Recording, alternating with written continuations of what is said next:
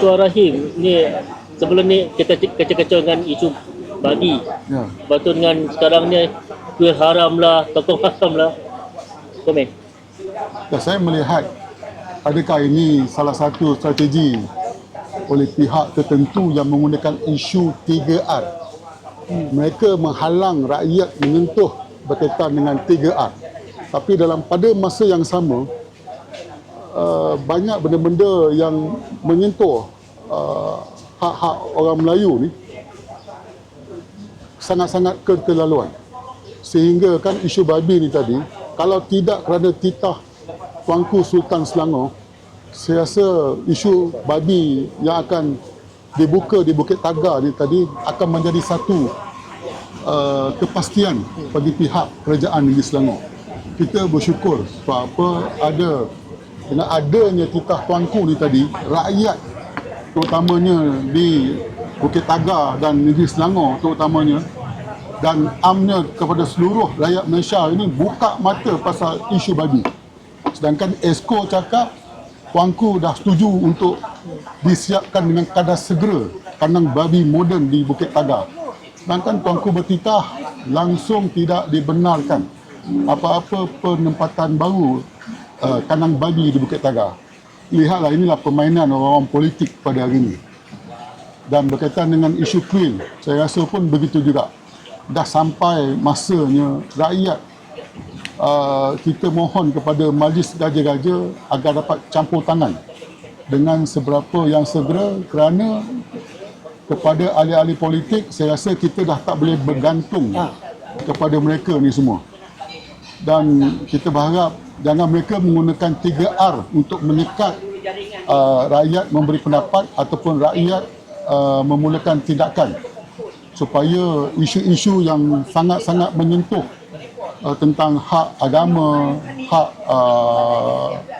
adat dan juga hak orang Melayu ni tadi terus disentuh oleh pihak-pihak yang tidak bertanggungjawab.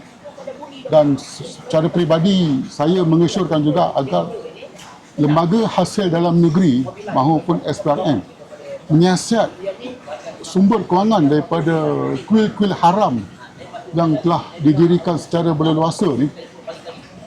Adakah sumber-sumber yang mereka dapat ni tadi menjadi satu keuntungan besar kepada pihak-pihak yang tidak bertanggungjawab ni, yang berebut-rebut nak membina kuil-kuil haram ni tadi.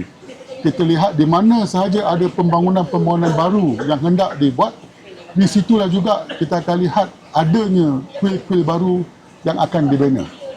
Bila kita membuat bantahan, mereka dengan kadar segera akan bagi tahu kuil-kuil ini telah dibina daripada zaman para miswara. Bayangkanlah dia nak bercerita daripada tahun 1400 kuil itu telah dibina. Paling contoh yang paling baik adalah seperti di Jekyll punya kuil yang menjadi masalah sehingga hari ini. Tahun 1980-an kita tahu benteng tu sebenarnya tak ada satu pun kuil yang besar. Kita boleh lihat di situ tak ada benteng, itu hanya tempat makan di waktu malam. Dan hari ini mereka membuat pengakuan kuil itu telah lama terbina di situ. Dan saya rasa kerajaan mestilah orang kata apa mengambil serius benda ni, dan akhirnya rakyat berharap Majlis Gaja-Gaja tolonglah campur tangan. Tolonglah macam mana seperti mana titah Tuanku Sultan, begitulah juga kita berharap Majlis Gaja-Gaja buat satu ketetapan berkaitan pembinaan kuil-kuil haram ni tadi. Itu pendapat saya. Nampak gaya macam Sultan Selangor ni dah berang sangat dengan kepimpinan Amiruddin ni. Ya, Isu banjir tak selesai. Sekarang isu babi pula. Isu itu sungai tercemar ni pun tak selesai. Ya, kalau kita sebagai rakyat Selangor sangat berterima kasih kepada Sultan yang sangat prihatin. Dan secara peribadilah, mungkin saya tak tahu pendapat orang lain, saya rasa Sultan pun mungkin dah give up dah kot. Sebab apa, dah fed up dah 3-4 kali dia bercakap di tempat yang terbuka, menegur supaya MB ni tadi bertindak sesuatu. Bukan itu saja, kalau kita duduk di Selangor ni, saya rasa duduk di Rembau ni pun nampak lagi meriah daripada duduk di Selangor.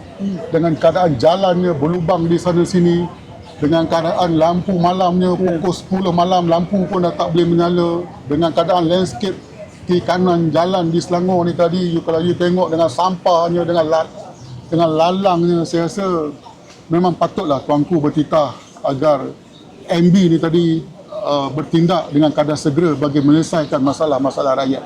Rembau yang tanpa undang pun lagi maju lah. Betul je. Okey. Satu lagi. Kita tengok kita tengok yang kena dakwa si orang Melayu je.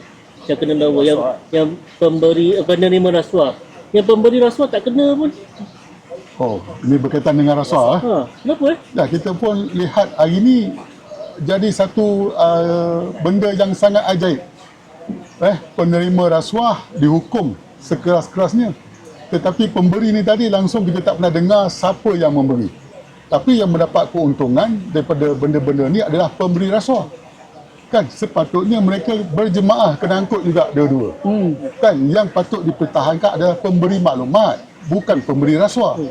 Pemberi maklumat yang sepatutnya pihak SPRM ataupun kerajaan menghargai. Ini pendapat saya juga. Okey. Satu LGBT.